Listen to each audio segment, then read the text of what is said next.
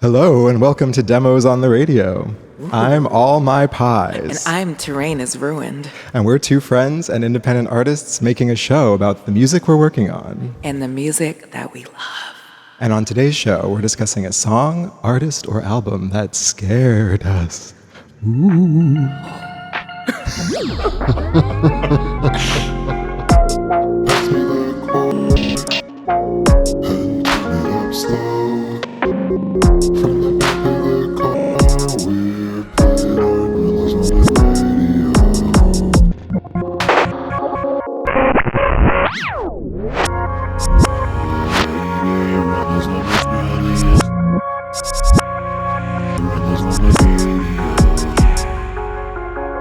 Hi, Torraine. Hi. Happy Halloween. Is that what it is? That's what it is, believe it or not. I just thought you were trying out a new look. Well, I was. My boyfriend was asking me to be a little sexier, and I see. So this is what I thought of. This is how you come out to me? Yeah. So, oh shit, sorry. No, it's fine. It's fine. Well, I'm very excited, perhaps a little too excited for today's episode, as you can probably tell. I'm really impressed. You need to find a way to purpose this for something. Thank you. I'm glad we contrast, though, because you obviously are usually like me, where I'm in all black. Yeah. You are a scary witch slash, how would you describe yourself? It's kind of like, giving Snow White.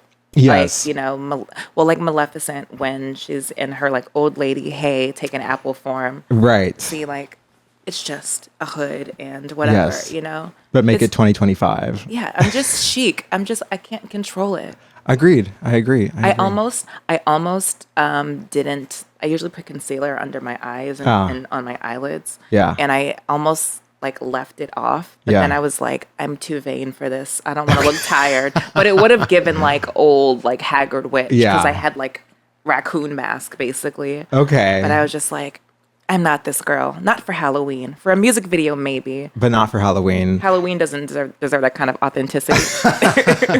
Halloween really brings out two sides of people. The one, I have to be hot, or the I have to be absolutely ridiculous. And I think it's pretty clear which side we fall into. Yeah, you're the hot one.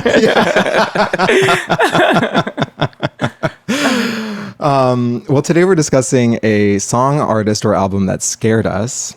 We both have, I think, picks that we have a lot to say about. Yeah. Would you like to reveal your pick first, or shall I reveal mine? Oh, I don't know. Willa, do you want to decide? Yeah, producer Willa, you decide. I say Busta. Oh my God. Okay, fine. For those who might not have heard, Willa said Busta, which is the legal government name of Busta Rhymes. Busta Rhymes, yeah. Because when we were talking about a theme of something that scared us. Yeah. It's like the first thing I thought of. Yeah. Because I'm not like scared that often. Yeah. So it had to be something from a time ago. Yeah. I kind of I don't like enjoy horror movies or like true crime, any of that shit. So like, anyway, Busta Rhymes is one of the first things to ever terrify me. Interesting. Things, period, not just music related. Things, yeah. Wow. Okay. You have very powerful memories of. Yeah. Okay. Yeah, for sure. How are you exposed to it? Via MTV? Sorry, I don't want to date anybody. I don't know what you're talking about. Sorry, but via TikTok. At some point in my timeline, I came across Busta Rhymes videos. Okay. And I think the first video I ever saw from his was "Put Your Hands Where My Eyes Can See." Yeah. And that song by itself is already like kind of like has like a menacing little beat to it. Like that guitar. It's like a simple like production. Yeah. But it just was like, it was like, let's pick 3 elements that are all terrifying. Sure. And put them on a song. The synths and that come in during the chorus. Yeah. It's like, it's just so sinister to me. I was listening to it today for the first time. I had never seen it, watching the video too. And I actually wrote down how minimal the production is, because he has so many lyrics that you kind of want a minimal beat, and then the chorus is just like a double of his voice and a synth, and it's eerie. It's beautiful though. It's really good. This song, like I said, it already has like a sinister vibe to it, but the video takes it up by like 1,000,000,000,000%. Yes. And imagine being a small person. Yeah. And seeing this terrifying video. Oh, I said in my notes that this was the first time I'd ever seen any piece of media with a fisheye lens. Yeah. And so that was already disorienting to me. Yes, yes. But then he's like marching at the screen in this like really like weird erratic way. Like there's a fucking elephant going down the hall. I want to know how they did that. Was that CGI? Like no, I don't. It was real for sure. Yeah. Fucking insane. I wouldn't even want to be that close to something that enormous. Yeah. Kind of gaggy. Like this is back in the days when people would spend like $1 million, $2 million on a music video, or at least like 500,000. Like there was like real money in these videos. I wrote down back when music videos were worth watching. Yeah. It was like a film, like, multi-set, multi-costume, multi-construction, like incredible. And it's not like, here's the big set piece. It's like everything. Scene was like, a production. Yeah. The part at the end where they have glow in the dark body paint as like a tribal dance. That's the scariest part. Yes. I thought so too watching it today, as I was trying to put myself in the shoes of a little kid. I was like, this would have scared the shit out of me. Yeah. Like and the movements, the erratic movements. I think like he is really into like horror and like scary images. Yeah. Like that wasn't just like, an accidental perfect cocktail of things that might scare a child. That's like, I'm trying to be creepy. Like the faces he was like making towards the camera, especially at the end with that neon thing. Yeah. They were so like, it's like kind of a staple of like Busta Rhymes videos in this era to be like this close to the camera and just like doing the craziest faces possible. Yeah. It's just like extremely animated. In that video, there's like this, I don't know what that effect is called, but I've seen it, like it's kind of like a stuttery effect. Right. I don't know if it's like a manipulation of frame rate or whatever it is, but there's like twitchiness kind of. Yeah. And I don't know, it's such a disturbing video. Yes. I was watching it again today and I'm like, I think I'm still scared of this a little bit. Yeah. Like I can't like look at it without like looking away for too long. Right. Okay. Because interesting. I don't know. It's just, I think it's just there's a latent so discomfort up here. And especially that neon part, like my stomach was like, I can't I would look at it and then look away. Like, you know what I mean? Like I wouldn't like hold my attention there. Yeah. I found like getting back into this era of his videos, I was sort of like reminded and sort of re-inspired by the concept of like, you can be pretty accidentally. Yeah. But if you're an artist who always needs to like look like the best version of yourself, you are bottlenecking yourself in a way that can make you kind of boring. Right. And I'm drawn to, sort of like avant-garde things, but I think like, when it comes to like any of my imagery, it's like the face and hair usually are like gonna look the same across the board. Right. Okay. I think I have this like weird fear of like, what if someone sees me like this and they think this is like the best I can do? Right. Like the best meaning, like this is the most attractive I can get is when I like choose this look. Yeah. And I think that's like, limited some of like, the way I dress and like, visual representations for like my music. Right. And I don't know, I just really like that. It's refreshing. Yeah. Yeah. And it's like him and like Outkast and Missy, like these people were like not doing any of the type of like imagery that other hip hop people were doing at the time.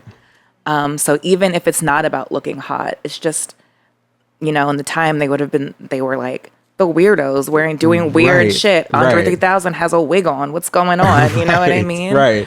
but they weren't like afraid, and because they weren't, they were actually like embraced by the community for being individualistic. Yes. I was wondering when I was watching them why I had never heard of Busta Rhymes thought of as a fashion icon before, because I guess I never looked up much of his like visual aspect of his music, and every look in these videos were incredibly curated, styled, unique, well-constructed, expensive-looking things. And I've never, ever heard of anyone say Busta Rhymes is a style icon, and he should be. Yeah. I mean, I think there are, you know, if you're in that like cross hybrid of like, you know, fashion girlies who are black. Then you're in the know. Okay. But it's like it's a smaller circle. It's a small Venn diagram. Yeah. All right. Okay. So the next one, I'm only going to do 2. Okay. I'm not going to do the third one, but Gimme Some More. Yeah. This was the one of the 2 that scared me more today. Okay. And that I think as a kid would have scared me more. Yeah. But anyway, I want to hear you go first. Talk about it. Similar style. Yeah. Fisheye lens. Super close to the screen like a creep. Yeah. Very different sets though and costumes. Yeah. And it's like the color palette is dramatically different and somehow still pretty creepy. Yeah. Even though it's like bright and cartoonish. Yes. It's still like... It's scary. Yeah. There are these like fast transformations that happen where people become monsters and it gets you. A sexy housewife being harassed by a child demon. Right. Right. I don't know if you recognized the string sample. Yeah. It's from... I was wondering about it. It's from Psycho. It's the Psycho... It's a clip of the Psycho theme song from 1960. Cool. I did pick up on it being like, this is from something, but I couldn't figure out what it was. Yeah. Okay. That's why I'm saying I think he's really into like horror stuff. He was also like in one of the like Jason Voorhees Halloween movies. Got it. Okay. Yeah, he must be a horror fan then. So I obviously picking the Psycho theme, like he knows what he's doing. You know what I mean? For sure. The fucking so the strings are creepy. Then the beat, like that rhythm is so like I don't anxiety provoking. Yes, it's like oh, you want this like there's like a sort of like kind of like rapid like string going. Yeah. Put a crazy drum in there. Yeah. Put a fucking crazy drum in there that matches the tempo and has all these like little extra beats that don't need to be there. Right.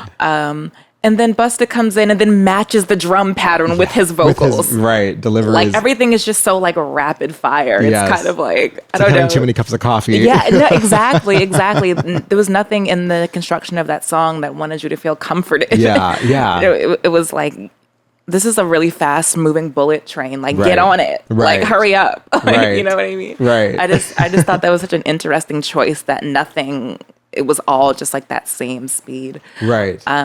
Can I say the reason this one scared me more is because it does, for me, it ties to a memory I have of the movie Who Framed Roger Rabbit. Okay. Which, have you seen it? I've seen clips of it. Okay. It mixes cartoons with people. And that's kind of what this video is doing. Like it's subverting an old cartoon aesthetic and transforming real people into these monsters. And that was unsettling. Yeah, and there's a scene in Who Framed Roger Rabbit where the villain is a man, like a flesh and blood man, and then they transform him. Really scary. I know. They transform him with special effects into this like eye-popping cartoon villain, and it just scared the shit out of me as a kid. And in this video, at like in the first 30 seconds, the kid transforms into a monster. Yeah. And it had that moment for me of like, core memory. Yeah. And also the little kid demon was just really creepy to look at. Bugging Terrifying. eyes. And, oh my God. Yeah. Gross. Incredible effects though. Looks better than any music video made today. I'm so surprised at how good these look. Me too. These have entered for me into my top 10 favorite music videos. I truly cannot say enough about them. Thank you for showing them to me. Oh my God, that makes me so happy. You have no idea. Thank you for introducing me to him because I just hadn't explored and didn't know there was so much there. So I'm going to go into a Busta Rhymes deep dive. Oh, this makes me really happy. Yeah. I also enjoyed the music a lot more. I haven't listened to a Busta Rhymes song since probably junior high school when I was not as into it. And now hearing it today, I loved you sent me 3 songs and I loved all of them. Okay, cool. That makes me happy. So I picked for my song, artist, or album that scared me, 2004's 3 Cheers for Sweet Revenge by My Chemical Romance. Had you ever heard any of these songs before, Torraine? No. Okay. No.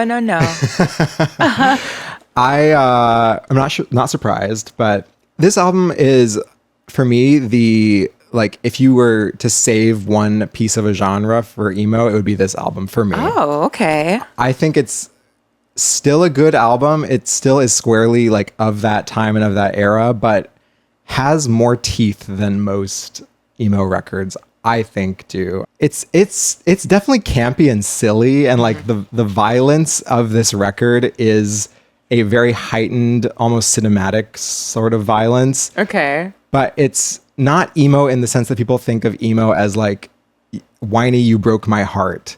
This is like definitely trying to be a little more gruesome, and it has more in common, I think, with elements of like hardcore and punk. So I was initially a little bit frightened by just the loudness, because I'm a quiet person by nature. Yeah. They sit at this border where they are too abrasive to be pop and too pop to be truly abrasive.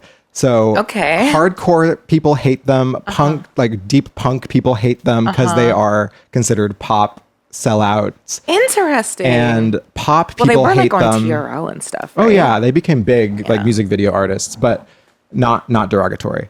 But pop people hate them because they are loud and screechy and noisy and less melodic. Yeah. And so they kind of are these like weird outsider kids that I really love, because they do straddle that line, and that kind of, I think, becomes their mythos on this record. I don't know if you saw the music video for I'm Not Okay. I watched it. Okay. Yeah. In the video, the band is portrayed as these kind of like losers in high school that everyone else is kind of more successful than or prettier than. They're very much kind of like the fuck ups. And the band, I think, classic storyline. Yeah, classic storyline. The video, though, is about kind of revenge of the nerds.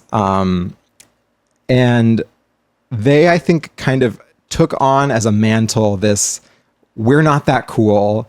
We are, in the beginning of the video, he says he's into D&D and Harry Houdini and whatever. When the video first started, I was like, is this like an ad? Like, I didn't know what was going on at first. Exactly. And so getting more close to what scared me about this record and why I think I connected to it so much is because of the, I'm gonna use the word queer, the queerness of the band. I'm scandalized right now. They're not, I think, considered necessarily like a queer band. None of the members that I am aware of are openly queer. I could be wrong, but I don't believe they are.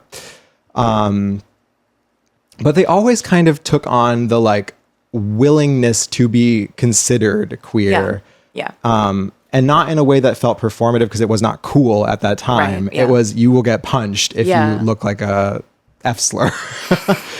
And on these songs, Focaccia. Like if you look like focaccia, you'll get punched, because you have to knead the dough really hard, and there's a lot of air that develops. Exactly. He's so quick-witted. On the song, You Know What They Do to Guys Like Us in Prison, which is obviously a reference to violence towards maybe perhaps effeminate guys, or it's a pretty brutal song title. There's the line, my cellmate's a killer, they make me do push-ups in drag. And that always really stuck out to me, because it was a very strange lyric on a teen record. Drag was also not the cultural thing it is today. It wasn't a thing that I think most high schoolers would even necessarily know what it was at that point. I had to look it up what that meant when I was at that age. I didn't really know what drag was. And so them having kind of like this character that they build, the singer in particular, of this kind of like freak who's like very picked upon, but is kind of like boiling with rage underneath.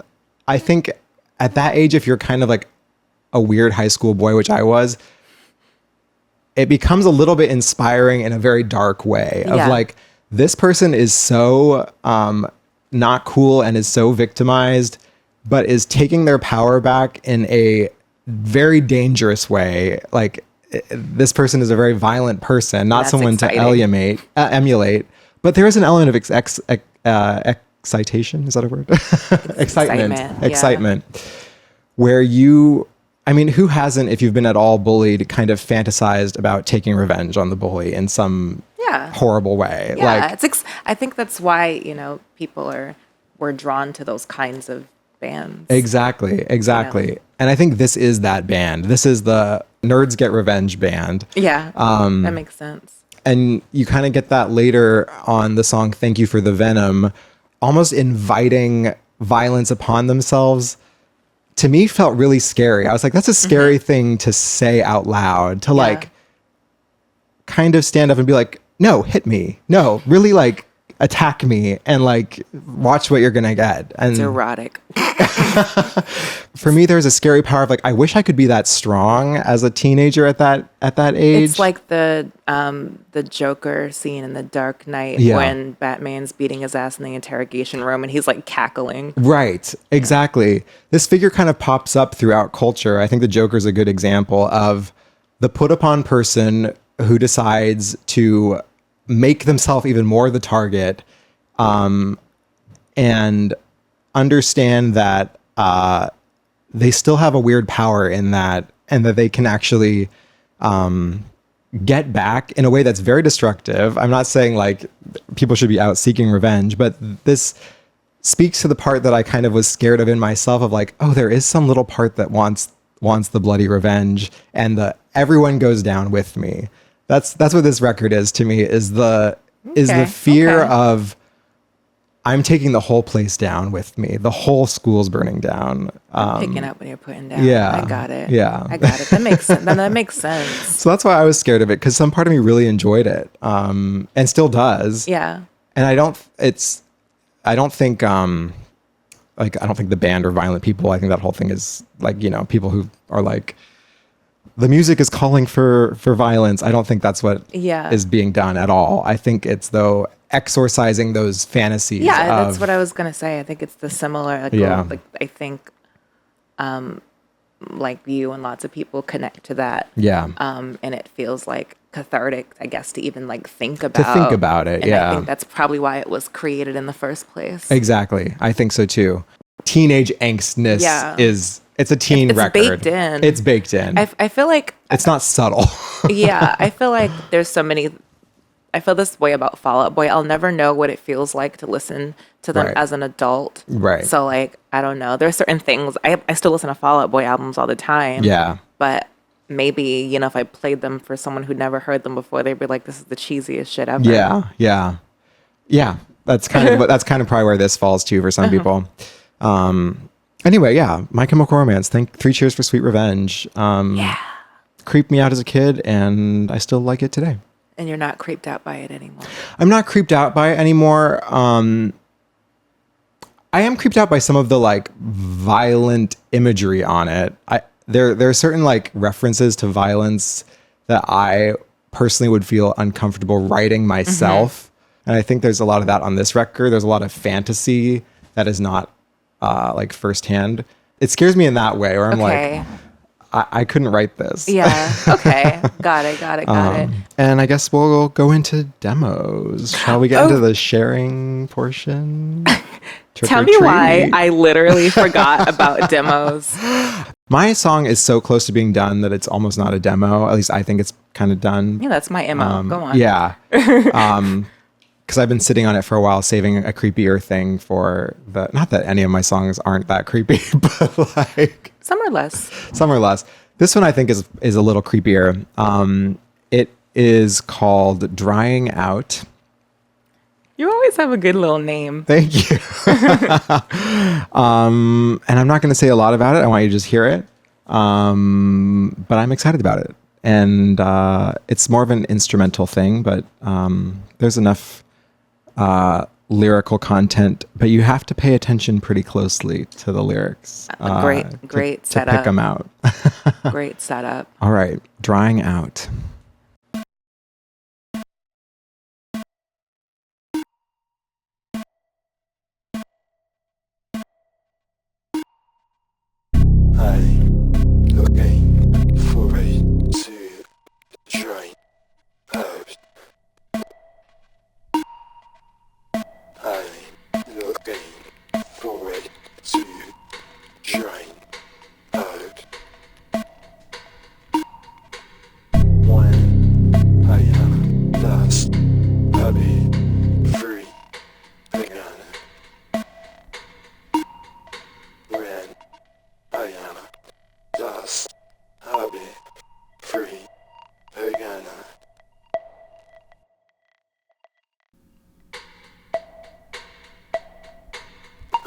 So I'm looking forward to trying out. I'm looking forward to trying out.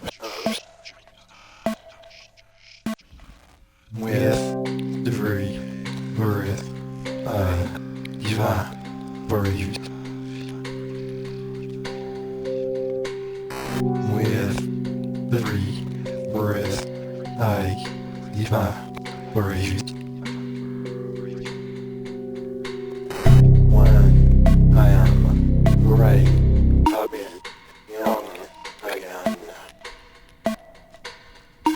When I am ready, I'll be young again. So I'm looking forward to falling down. I'm looking forward to falling down.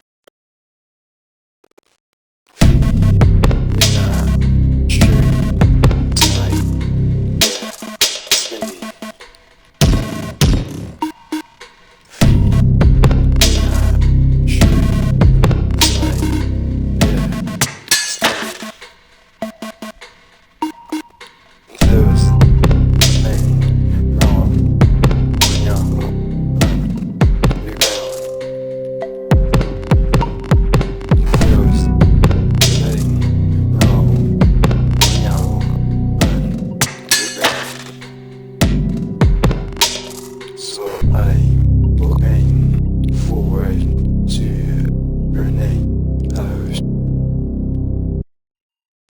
And that was drying out. Oh my God, I forgot it was called drying out.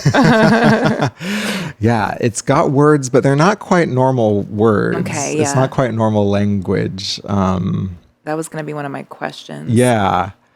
I can reveal some of the techniques if we want to get into that. Where do we want to go? Should I talk a little bit about the making of it? Yeah, tell us about the making of it, inspiration, all that. So this is the sibling track lyrically to Tree with Teeth, which is the demo that I played a few episodes ago. Because if we recall, I take a walk sometimes and there's a tree with teeth in my neighborhood. Yeah, it haunts my nightmares thinking about it. And it looks like it's probably kind of like, it's alive, but sometimes I can't tell if it's like dried out or not. And some days when I feel like I've just like had it and I'm like saturated with life and like there's just too much going on, I wrote down the lyric one day, I'm looking forward to drying out. Oh my God. Which kind of means just like letting the elements take you away. When you're walking around, yeah. do you have headphones in? Sometimes, not always. What percentage would you say you don't have headphones in? I don't, probably 70%. It's I think that makes sense. Frequently I walk without music or podcasts. I do sometimes though. But I find walking is one of my favorite ways to come up with lyrics. Yeah. There's something about the rhythm of walking also that like naturally feels like you've got like a beat or something. Yeah. So anyway, Drawing Out was also inspired sort of by like a dead tree. And you're going to have like a dead tree trilogy. Yes, the dead tree trilogy. And it sounds quite scary, but is again trying to a little bit lyrically approach the idea of welcoming death. I'm not saying running towards it, not trying to like speed it up, but kind of thinking of it as like, maybe there's something really lovely about dying and about drying out. So the lyrics at the top are saying, I'm looking forward to drying out. It repeats a few times. I think it says, when I am dust, I'll be free again. Kind of being dust in the wind. So does that feel comforting or? Well, I guess I was wondering if that feels like dark to you or neutral or bright. Like when you write something like that. It feels both. The good part feels like sometimes like the idea of being free of like a body that like has pains and things going wrong and is sweating and has all these elements that are deeply discomforting or uncomfortable. There's some part of me that like, it's almost like the relief of being asleep where you're like, I'm not feeling the body right now. Okay.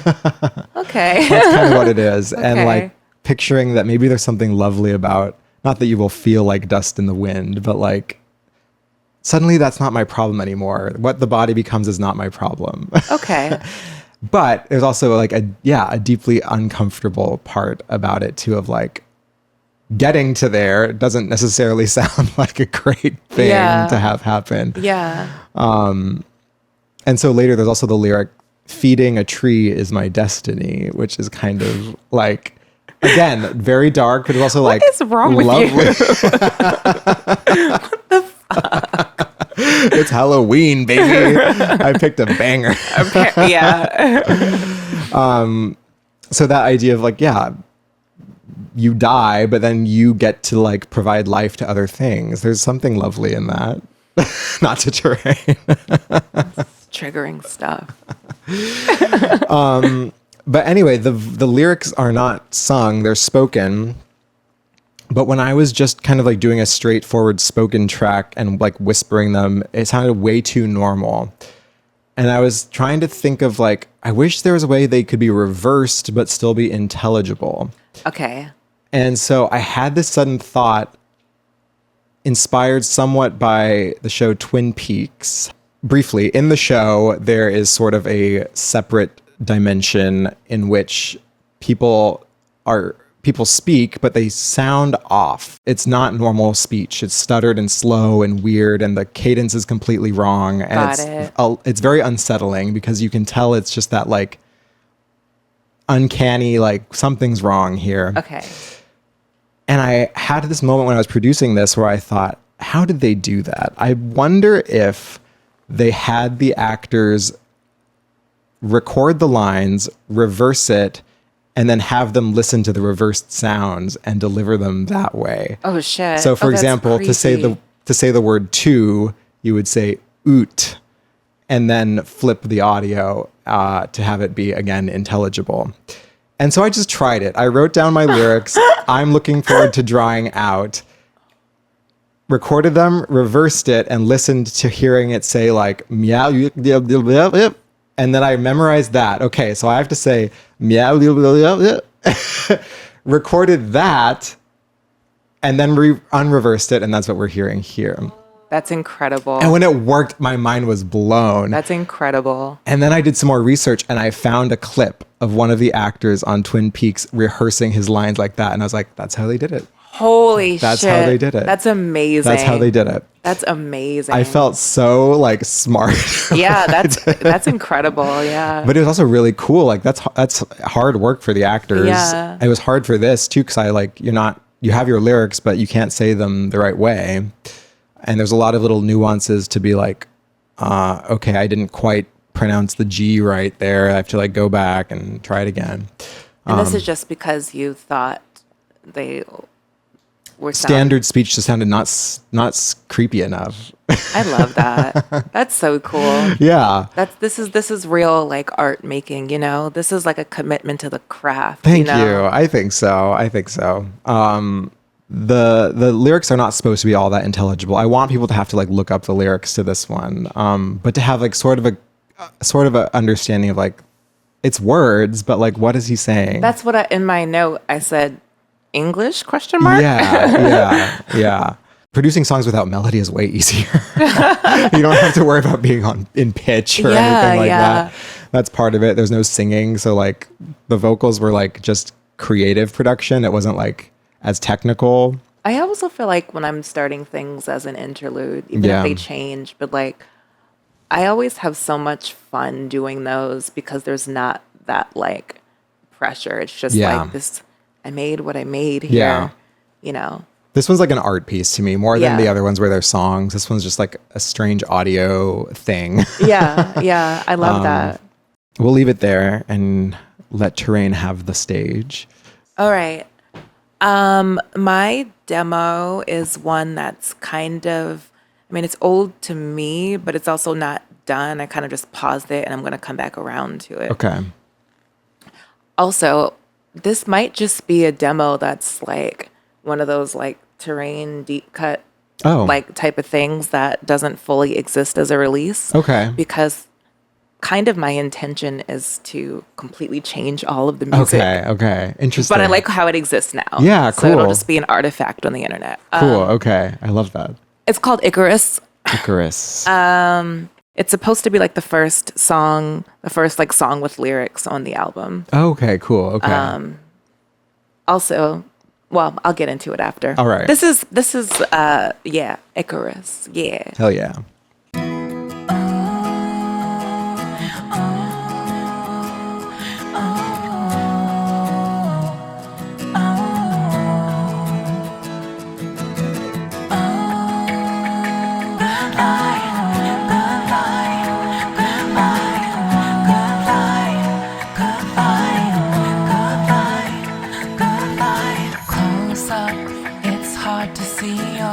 So easy to let the days go. So hard to get it, I know. Down here, it's everyday minutia. Shuffle the work, then hold on for reasons you don't know. But I was born on music videos, taking in the stars on radio. Not even Dali could paint my faces. Forward we beyond the physical over me. It seems that everyone lies to keep the peace, and I can't take it. So you can catch me at the borderline, catch me at the borderline. I've run out of time. So you can catch me at the borderline, catch me at the borderline. Knocked down out of line. And you can catch me at the borderline. They just want to see the enemy. And you can catch me at the borderline. Reality, we about to break up. Go about your business like there's any other Saturday afternoon. Read your papers. No matter what happens, you've got to hang in. Good lie, good lie, good lie, good lie. You're so lost in the world confusion, dropped off the map and using anything to go numb. You want so bad to get along. Go so softly and you might learn some. Busy yourself and earn some. Sinking faster we go when no one seems to feel alone. Another pen to buzz around. Versus the urge to get you out. Your other calls to say it's quite alright. I believe. So you can catch me at the borderline, catch me at the borderline. I've run out of time. So you can catch me at the borderline, catch me at the borderline. Knocked down out of line. But I was born on catch me as a video stage. It's man to the stars on radio. Not even catch me at the paint my faces. We about to break. Go about your business like there's any other Saturday afternoon. Read your papers. No matter what happens, happens, you've got the failure.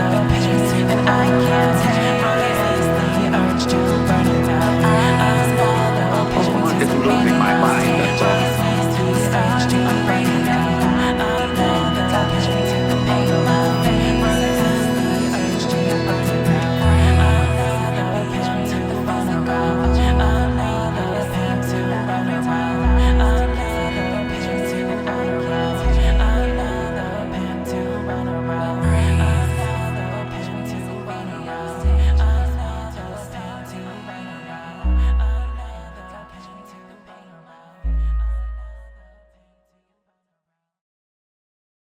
That What was demos? Icarus. Yeah, that was Icarus. It's so cute. This is like a cute one. I remember the first time you played it for me ever, I was so impressed just because it's like a kind of a genre switch. Not genre split, but like different instrumentation for you at the Yeah. time. Like this Yeah. kind of sing-along guitar. Yeah, it's weird, right? Yeah, it's very unusual for you. But you know how to work with it and write melodies for it. Like the I was born on music or raised on music videos section is such like a good pop melody and like Thank you. again, I just love it. Thank you. That makes me so happy. Yeah. So the reason this song's supposed to be like the opening, this is supposed to be like, this is the vibe of the general, like of the album. It's a lot. It's the character, by the character, I mean me, Yeah. being just like disillusioned by all that, you know, the modern day has turned out to be. Yeah. And it's sort of like the lyrics about like, I was born on music videos, taking in the stars on radio. Not Right. even Dali could paint my faces.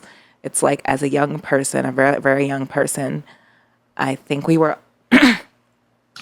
all told, you can do anything, you Yeah. can be anything, the world is yours. We've gotten past all of the problems Yeah. of the world and of the country specifically. Right. And you are so lucky because you don't have to deal with all of these terrible things. Right. And you also don't have the limitations of like, you know, the generations before you, Right. as far as like what you can do with your life. Right. You know, I think Right. you and I were like,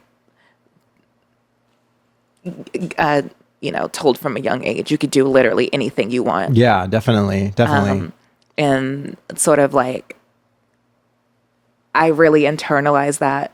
And I feel like I'm fighting in a world that constantly wants to tell you to like be realistic. Right.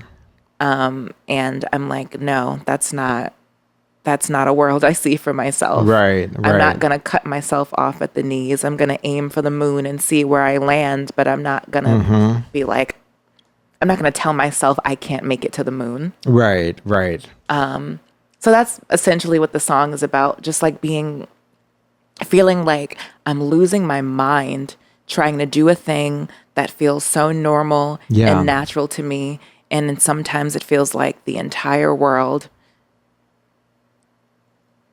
doesn't, like, I feel like I look crazy Yeah. to most people because I'm not doing what most people are doing with their Right. lives, and I don't value the same things that like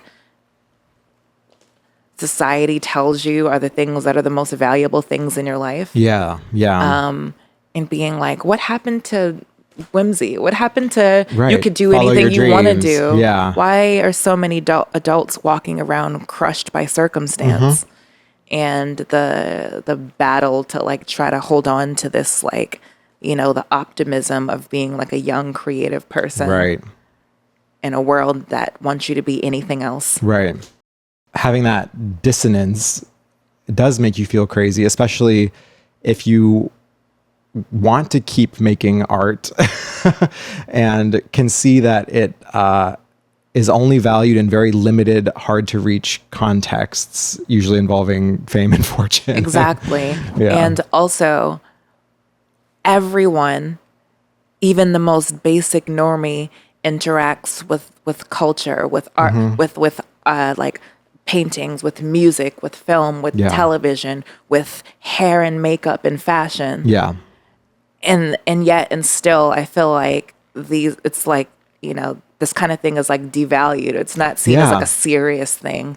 It's like, you know, you might see like a super rich, famous, successful artist in some field, and then people walk around like, you know, treating you like you're wasting your time because you're not already rich and famous. Exactly. It's like, oh, we understand that, but we don't understand someone pursuing it. Yeah. You know what I mean? Yeah. It's almost a sort of very elitist appreciation of art, and that only at the absolute top, and also only when it becomes a business is it valued at all. Exactly. And for the amateur or the everyday person, or even someone who might not think of themselves as an artist, it's considered deeply weird and borderline deviant to make art or to want to be an artist. Or even to like be creative. Or to be creative. Exactly. Know? Yeah, that's essentially what it's all about. Well, Icarus is a good title for that, especially that being a well-known, you know, myth about flying too close to the sun, and a song about trying to actually follow your heart. Exactly. That was sense. That was what it was giving. And I know you said briefly that you think you're going to change if this makes it to a final release. There's a lot you want to change about the music, maybe, or how do you feel? Well, kind of two things happen. Number one, I'm not really in contact with the person who started the song. Oh, okay. Well, started the music. I don't think we're going to be able to finish it together. Okay. But also, literally nothing else that came after it sounds like that. Oh, interesting. It'll just be like the random like acoustic guitar like thing at the beginning. Yeah. It's like sort of misleading. So I was thinking of like redoing it with like, I don't know, some like whatever hyper pop production or whatever. Keep all the vocals the same. Yeah. Speaking of which, I know some of those sound, you know, how they sound, and the drum pattern is like slightly like off. Okay. It's not like right in the pocket, but like all that's going to change, so it doesn't matter. Okay. But yeah, just had to say that. No, that makes sense. That's cool. I love it in this version. I'd be curious to hear it in a more pop version. I agree that it doesn't sound like the same sonic palette as the other things on the album that I've heard. That's okay though sometimes. Originally, like this sound is more like honest, like more related to like what all of Messiah Complex was supposed to sound like originally. Right, okay. Before I realized what I want to do requires a proper band recording all the vocals. Sure, okay. I mean, all the instruments. Yeah. And I was just like, I ain't got it right now. Well, I do love the idea of having versions of songs. So maybe this is like the band acoustic version of Icarus that you can use as a reference for a future time when you have access to a band and say, this is a sound I want to do on a future record. Yeah. But you'll make a version that maybe is for the Messiah Complex album. Yeah. That could be cool. Yeah. Originally it was just supposed to be like, the album was supposed to be like acoustic guitars mixed with like hip hop drums. Yeah. Like, I remember some of the early demos. Yeah, totally. It's evolved. Yeah. I know the struggle though of like really loving different styles of music and trying to make a cohesive thing. Yeah. It's not always easy. And also trying to understand like what is most true to me. Yeah. It's like, but then sometimes, I don't know if you feel this, but sometimes what's true to you and natural to you are not always the same thing. Yes. Oh my God, do I feel that? That was such a hard and slow lesson for me to learn. Yeah. You especially hit that lesson with your voice and what you naturally have. Yep. Where you're like, this naturally works for my voice, but it's not what I feel compelled to make. Yep. Yep. And that is a hard thing. Yeah. It's beautiful when you do come to a place of acceptance, but usually there's some like awkward starts where you're like trying to make what your natural abilities are do something that just is not. Hell yeah. Yeah. That's what I'm struggling with all the time. I've certainly been there many times and still do sometimes. Yeah. I'm always back and forth. Yeah. I'm like, is the thing that's natural the thing you're supposed to be doing, or is it just like a decision? Yeah. What like, you know? Sometimes it's some of each. Sometimes it's a good challenge to push yourself, and sometimes something interesting happens when you push yourself. And then other times you like can't argue with the like, it just sounds better natural. Yeah. Yeah. Yeah. It's tricky, but it's tricky. There's never like a one right answer, I don't think. All right. Anything else you'd like to say about Icarus? I think I'm good. Okay. Yeah. I love it. I'm excited for whether or not it makes it on the album, but it will in some form for sure. Good. I can't let the lyrics go. Yeah, and the melodies go. They're really nice. Yeah, they're really thank nice. you. And if anything, this version will exist as like a fun gem for people to unearth years later. They'll be like, I ripped this from exactly that podcast. Well, back in the day when the only good piece of technology ever made, the iPod, came out, people would download like old demos and be like, nope, that's the only version that exists for me. Yeah. Like this unreleased, unofficial thing. Absolutely. I have artists who I'm like, I get mad when I hear like the official released version on Spotify. I'm like, but that's not the one I heard first. There's a few Madonna songs that I like could never get into because I heard a leaked demo before the song came out. Like, oh, actually, apropos of that, they have tweaked the 3 Cheers for Sweet Revenge uploads on streaming for My Chemical Romance, and I am not pleased with it. Okay, how did they change them? I can't put my finger on it, but there are instrumental differences and like extra little guitar parts added into certain songs that do not belong there. Oh shit. Yes, I have the old one on my iPhone, so I'm happy I do. Oh, and this is why you should actually buy music, people. Oh, true. That's true. Because people can change things now on streaming. I actually really hate that. Yeah. I hate that. Yeah. Anyway, old man yells at the sky. No, I totally, I hate that shit. Yeah. Buy your music. Start with ours. Yeah. Buy my shit, please. All right. Let's wrap up our Halloween special. With discussing what we've been listening to, scary or not. I have been listening to someone called Nourished by Time. Oh, okay. Nourished by Time. Just excellent work. I've been like listening to his 2 like recent projects. He just released an album I think last month that I've been listening to a lot, and then his previous one. The most recent one's called The Passionate Ones. The previous one, I can't remember, but I wish I could describe. It's just okay. Excellent lyrics, like great. I originally came across him through like a algorithmic thing, but it was like playing like kind of chill dance music. Yeah. And I heard one song called Daddy that I got obsessed with. Oh, cool. And I don't know what I have to say about it. Yeah, that's okay. It's just what you're listening to. I wish yeah. Honestly, I haven't been listening to a ton of music, although I did, last episode I said I was listening to David Eno. No, Brian Eno. We were talking about David Byrne. Last time I said I was listening to Brian Eno. And so I have still been doing that quite a lot, but I also took just one step over to listen to his longtime collaborator, David Bowie. And so the last full album I've listened to was I revisited Station to Station.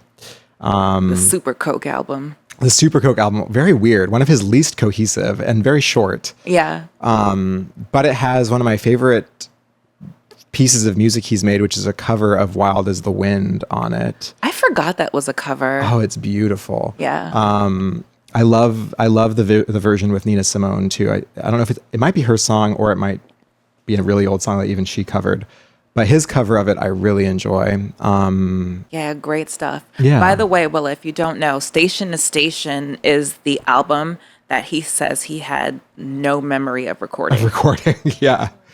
He said due to cocaine. Yeah, he said apparently the whole thing was recorded in 2 weeks. Yeah. And he's like, I don't remember being in the studio. Yeah. No, I cannot. It's one of his most acclaimed albums. Yeah.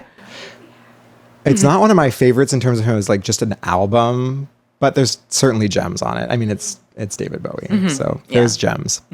All right, I guess sadly we're wrapping up our Halloween special. Ooh, that was sad. You can tell I'm really jazzed about Halloween. There's actually a ghost in the room with us. There is a ghost. It's called my edible. The 4th host. Love that. thank you for joining us on our very spooky special edition. I have an apple. Of Demos on the Radio. Where can people listen to your music, Torraine? I am at Torraine Futurum. That's right. Places. Occasionally known as Torraine is Ruined. Yes, yes. That's my spooky name. And I am before you as All My Pies. Yes. But on streaming as All My Knives. For now. For now. Yeah, exactly. Anything else you want to leave the kids with? Be nice to people and find reputable sources for things. Yeah, Please. I second that. Yeah. Be nice to people. Happy Halloween. Happy Halloween. And we'll see you next time. Bye. Bye.